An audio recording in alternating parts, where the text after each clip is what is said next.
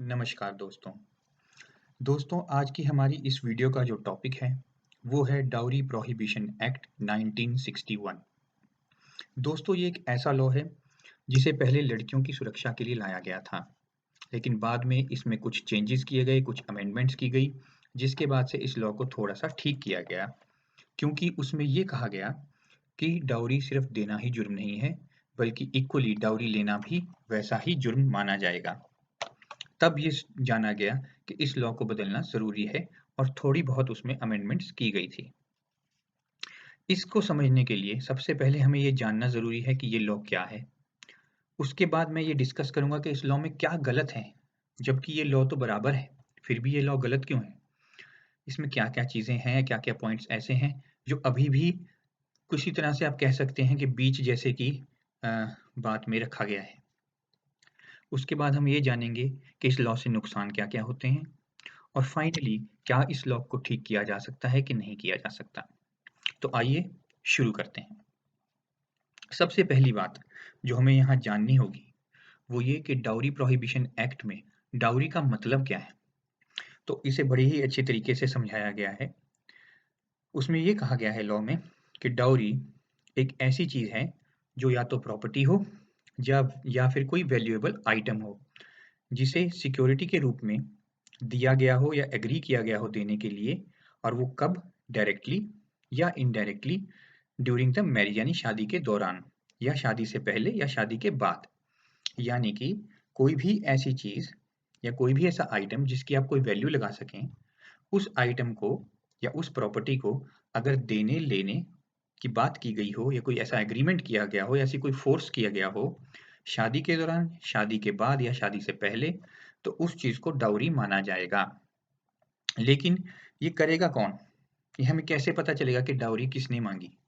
उसको समझाने के लिए इन्होंने कहा गया कि डाउरी किसने माँगी का सबसे पहला पॉइंट है बाय एनी पार्टी, यानी कि कोई भी पार्टी, या वो औरत हो या वो मर्द हो, यानी कि या वो फीमेल साइड हो या मेल साइड हो, यानी वाइफ की साइड या हस्बैंड की साइड, उन दोनों में से कोई भी हो सकता है।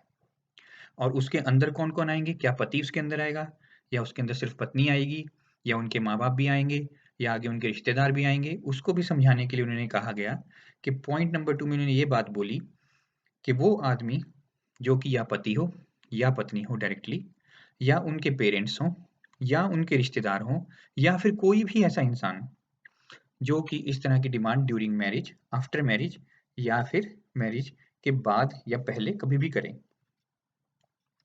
और ये जो कहा गया है बाय एनी अदर पर्सन, यानी कि कोई भी इंसान, ये एक ऐसी चीज़ है जो बड़ी ही वेग सी चीज़ है, बड़ी बीच में एक चीज़ रख दी गई है जिसका कोई भी मतलब निकाला जा सकता है। अब ये जो डाउरी है किसको दी जाएगी?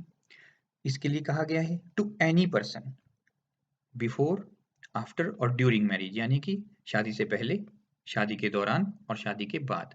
कोई भी इंसान, यानी किसी भी इंसान को अगर आप ये देने की बात करें, तो भी ये डाउरी में आ जाएगा। अब इसमें पेनल्टी कितनी है, यानी कि सज़ा कितनी है? सज़ा की अगर हम बात करें तो इसमें जो सज़ा है उसका प्रावधान है कम से कम 5 साल, और उसके बाद वो जो जो भी जज होंगे, वो अपने हिसाब से वो डिसाइड करेंगे कि आपके केस में या किसी और के पर्टिकुलर केस में उसको कितनी सज़ा बनती है। पहली बात तो यही होगी कि केस बनता है कि नहीं, लेकिन अगर कहीं केस बनता भी होगा, तो उस केस में कितनी सज़ा देनी है, ये सिर्फ़ जजेस के हाथ में है। और उसके साथ-साथ 5 साल की सज़ा के साथ-साथ कुछ फ़ाइन का भी प्रावधान इसमें है, और फ़ाइन कितना है? वो है कम से कम 15,000 रुपए, और उसके बाद जितनी भी वैल्यू है उस आइटम की, जिस आइटम के लेन-देन की बात चल रही है, या किसी भी प्रॉपर्टी की जो वैल्यू है, उतनी वैल्यू तक ये फ़ाइन जा सकता है। अब हमने ये समझ लिया कि डाउरी में डाउरी एक्ट का मतलब क्या है और डाउरी एक्ट क्या है, उसमें सज़ा कितनी है। अब हम ये जानते हैं कि इस लॉ में गलत क्या है, क्योंकि सुनने से तो ऐसा ही लग रहा है कि लॉ ठीक है। लॉ में सबकी ही बात की गई है, किसी पार्टी में किसी का नाम नहीं लिया गया है, ये तो कहा ही नहीं गया कि ये सिर्फ़ और सिर्फ़ आदमियों के ऊपर ही लगेगा, यानी कि सिर्फ़ और सिर्फ़ हस्बैंड के ऊपर लग रहा है, ऐसा तो उसमें नहीं कहा गया। तो इसमें गलत क्या है? इसमें जो गलत है, सबसे पहली जो चीज़ है, वो ये है कि इसमें लॉ को लिखा गया है थोड़ा-सा गलत तरीके से, जिसकी वजह से उसमें अदर पार्टीज़ एंटर कर दी गई हैं। तो जहाँ पे भी अदर पार्टीज़ आ जाती हैं, अदर पार्टीज़ का मतलब कोई भी इंसान, अब अदर में तो कोई भी आ जाएगा। तो उस कोई भी वाले जो एक एक आप कह सकते हैं सर्कल है, उस सर्कल में आप किसी को भी डाल सकते हैं। जिसकी वजह से ज़्यादातर ये जो लॉ है, इसको बहुत ही गलत तरीके से इस्तेमाल किया जाता है लड़कियों द्वारा। क्योंकि उस केस में वो उस अदर इंसान में आपके किसी भी रिश्तेदार, किसी भी दोस्त, यहाँ तक कि आपके बहुत दूर के रिश्तेदारों को भी इंक्लूड कर सकते हैं। ये इस केस यही इस पूरे के पूरे जो लॉ है उसमें ये सबसे बड़ी गलती है। दूसरी चीज़, बाकी तो लॉ ठीक लिखा गया है, फिर भी समझ में तो आना ही चाहिए कि दोनों पार्टीज़ की बात हो रही है, लेन-देन की बात हो रही है। तो अगर हम ये भी कहें कि लड़के ने डाउरी दी है या लड़के वालों ने डाउरी माँगी है, अगर हम इतना भी कहें कि लड़के वालों ने डाउरी माँगी है, तो ये तो हमें समझना ही होगा कि लड़की वालों ने डाउरी दी होगी। अगर लड़की वाले ये मानते हैं कि डाउरी हमने दी है, तो इसका मतलब कि लड़की वालों ने भी इक्वल जुर्म किया है, तो उन्हें भी इक्वल सज़ा मिलनी चाहिए, लेकिन कभी नहीं मिलती। ऐसा क्यों? क्योंकि इसकी जो इम्प्लीमेंटेशन है इस लॉ की, वो बहुत ही गलत तरीके से की गई है। अब उसका कई कारण हो सकते हैं, सिस्टम करप्ट हो सकता है या फिर कोई पर्सनल इंटरेस्ट हो सकता है किसी का। कारण चाहे जो भी हो, लेकिन सच्चाई यही है कि इसकी इम्प्लीमेंटेशन बहुत ही गलत तरीके से की गई है और वो सारे का सारा जो दारोमदार है, वो लड़के के ऊपर ही डाल दिया गया है। जुर्म जो है वो लड़के वाले ही करेंगे, लड़की वाले को इनोसेंट ही माना जाता है हर केस में। उसके बाद आते हैं कि ऐसा होने के बाद कि जब सारी ही पार्टीज़ रॉन्ग हो सकती हैं, दोनों पार्टीज़ रॉन्ग हो सकती हैं, फिर आदमियों के ऊपर ही सब कुछ क्यों? क्योंकि सबसे बड़ी जो कमी इस लॉ के अंदर है, वो ये है कि इसमें किसी भी तरीके का कोई भी रिकॉर्ड नहीं रखा गया है। यानी कि लॉ फ़ोर्स नहीं करता कि अगर इस तरह की कोई डिमांड हो रही है, तो वो डिमांड या तो किसी लीगल पेपर पे हो रही हो या किसी तरीके से किसी लीगल डॉक्यूमेंट के ज़रिए यानी एग्रीमेंट के ज़रिए हो रही हो। बात तो कर दी गई है कि एग्रीमेंट, लेकिन एग्रीमेंट को लीगलाइज़ तरीके से इम्प्लीमेंट नहीं किया गया है। जिसकी वजह से अगर लड़की ये बोल दे कि मुझसे डाउरी माँगी गई है, तो वो जुर्म बन जाएगा। उसको ये शो नहीं करना पड़ेगा कि वो डाउरी उससे किस तरीके से माँगी गई है। फ़ोन पे माँगी गई, लिखित रूप में माँगी गई, शादी के दौरान माँगी गई, कब माँगी गई, कैसे माँगी गई, किसके द्वारा माँगी गई और सबसे बड़ी बात, क्या वो लिखित रूप में कहीं आप लोगों ने एंटर करी थी? अगर लिखित रूप में वो चीज़ है ही नहीं, तो हम कैसे मान लें कि वो डिमांड है? तो इस तरह की चीज़ें इस लॉ के अंदर नहीं हैं। लॉ को बहुत ही सिंपल तरीके से, जिसे कह सकते हैं कि बड़े ऊपरी सतह पे उसको लिखा गया है। डीप में जाकर के उसको नहीं लिखा गया है। और उसी तरह से एक चीज़ जो मुझे लगता है फाइनली इसमें गलत है, वो है कि कोई भी चीज़ डाउरी बन सकती है। क्योंकि इसमें यही लिखा गया है, कोई भी ऐसी चीज़ जो प्रॉपर्टी हो या कोई भी ऐसी चीज़ जिसमें वैल्यू लगी हो, वो डाउरी है। यानी कि डाउरी तो कुछ भी बन सकता है। तो उसी तरीके से अगर आप कोई गिफ्ट देते हैं शादी के दौरान, तो वो जो शादी के दौरान गिफ्ट लेन-देन का जो प्रक्रिया है, वो बाद में डाउरी बन जाएगी। शुरू में तो आपको यही लगेगा कि आपको गिफ्ट दिया जा रहा है, लेकिन अगर कभी कहीं भी किसी भी स्टेज पे लड़की वाले उस चीज़ को मिसयूज़ करना चाहें, तो वो आपके ऊपर डाउरी बना करके उसे पेश कर देंगे। तो ये कुछ चीज़ें हैं जिसकी वजह से ये लॉ गलत है। अब हम ये जानते हैं कि इस लॉ से नुकसान क्या-क्या है। तो देखिए, पिछली वीडियो में भी मैंने आपको यही बताया था कि जैसे 498 ए के अंदर मैंने कहा था कि सारी ही चीज़ें नुकसानदायक हैं, उसी तरीके से इसमें भी ऐसा ही है। अगर ये केस लड़के के ऊपर लगा दिया जाए, तो नुकसान ही नुकसान है। पहला नुकसान, घर टूटेगा, क्योंकि कोई भी लड़का ऐसा नहीं है जिसके ऊपर पुलिस केस हो और पुलिस केस के बाद वो लड़का जो है उस लड़की के साथ रहने के लिए राज़ी हो जाए। या तो उसे फ़ोर्स किया जाएगा या किसी तरीके से उसे डराया-धमकाया जाएगा। अदरवाइज़ वो लड़का उसके लड़की के साथ रहने के लिए कभी भी राज़ी नहीं होगा। इस केस में भी वही है, ये केस लगेगा और घर टूटेंगे। अगली चीज़ है वो है हरासमेंट। सबसे ज़्यादा हरासमेंट किसकी होगी? लड़के पक्ष की होगी। क्योंकि इसकी इम्प्लीमेंटेशन को इस तरीके से किया जाता है, चाहे वो सिस्टम करप्ट है, चाहे लड़की का पर्सनल कोई उसमें इंटरेस्ट है या उनकी किसी की भी की कोई जान-पहचान है, तो उस जान-पहचान के ज़रिए भी दबाव डाला जा सकता है। तो उस तरीके से इसकी इम्प्लीमेंटेशन इस तरीके से की जाती है कि सारा का सारा जो भार है वो लड़के के ऊपर डाल दिया जाता है। लड़के को ही ये प्रूव करना पड़ता है कि जो डाउरी के आइटम्स लड़की क्लेम कर रही है, वो डाउरी नहीं है, वो गिफ्ट्स हैं या फिर वो थे ही नहीं, वो माँगे ही नहीं गए, ना या फिर लड़की ने वो सब चीज़ें दी ही नहीं। बहुत सारे ऐसे केस हैं जिन केसेज़ में लड़कियों ने कुछ भी नहीं दिया है, लेकिन लिस्ट में 15-15 लाख से लेके 20-20 लाख रुपए तक के आइटम्स की लिस्ट बना दी गई है। और ये सब कुछ होता है, लेकिन इसका सारा भार जो है लड़के के ऊपर है। हरासमेंट लड़के की होती है।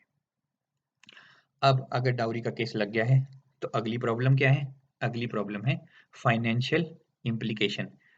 जो आपको पैसे से नुकसान होगा वो, क्योंकि आपको केस लड़ने के लिए वकील करना पड़ेगा, कोर्ट में जाना पड़ेगा, कोर्ट कचहरियों के चक्कर लगेंगे, पुलिस में भी बहुत चक्कर लग सकते हैं क्योंकि ये क्रिमिनल केस है। 5 साल की इसमें सजा का प्रावधान है, तो अगर एक बार ये केस लग जाएगा तो बेल भी लेनी पड़ सकती है। तो बहुत सारी चीजें हैं, इसमें बहुत पैसा लगेगा। उसके साथ साथ जो क्लेम किया गया है आपके ऊपर, जितने पैसों का क्लेम किया गया है, जो प्रॉपर्टी का क्लेम किया गया है, जो भी चीजें क्लेम की हैं कि मुझसे डाउरी मांगी गई है, उस क्लेम के पैसे भी आपको देने पड़ सकते हैं। वो उसी केस में है कि अगर ये केस साबित हो जाता है तो पैसे जो प्रॉपर्टी के पैसे देने की मैंने बात की है।